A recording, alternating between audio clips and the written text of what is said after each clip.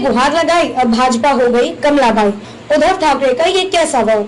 अंधेरी पूर्व विधानसभा उपचुनाव में भले ही एकनाथ शिंदे फडणवीस गुट के प्रत्याशी मूलजी पटेल ने अपना नामांकन वापस ले लिया हो, बावजूद इसके अभी भी उद्धव ठाकरे गुट के अलावा महाविकास आघाड़ी के घटक दल लगातार इस मुद्दे के जरिए बीजेपी और एकनाथ शिंदे गुट पर निशाना साध रहे हैं।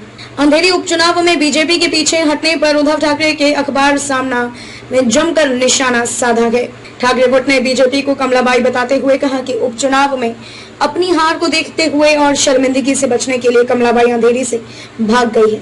ठाकरे गुट बीजेपी को कमलाबाई इसीलिए कहता है क्योंकि उनका चुनाव चिन्ह कमल है। हालांकि जब तक इस चुनाव में बीजेपी का प्रत्याशी मैदान में था, तब तक उद्धव ठाकरे गुट और उनके अन्य सहयोगी दल महाराष्ट्र की परंपरा को बचाने और आगे बढ़ाने की दुहाई दे रहे थे।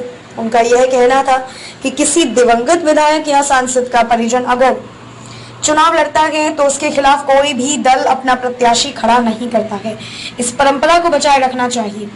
अब जब बीजेपी ने अपना उम्मीदवार वापस ले लिया है तो भी उसे निशाना बनाया जा रहा है। हालांकि इसके पीछे भी कई वजह हैं। दरअसल बीजेपी पर यह आरोप लगाया जा रहा है कि उन्हें इस चुनाव में अपनी जीत का भरोसा नहीं था। लगातार सहानुभूति की लहर ऋतुजा लटके के समर्थन में जाती हुई दिखाई पड़ रही थी।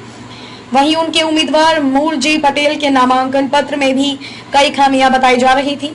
साथ ही लोगों का जन समर्थन भी वहां बीजेपी या शिंदे गुट के साथ नजर नहीं आ रहा था।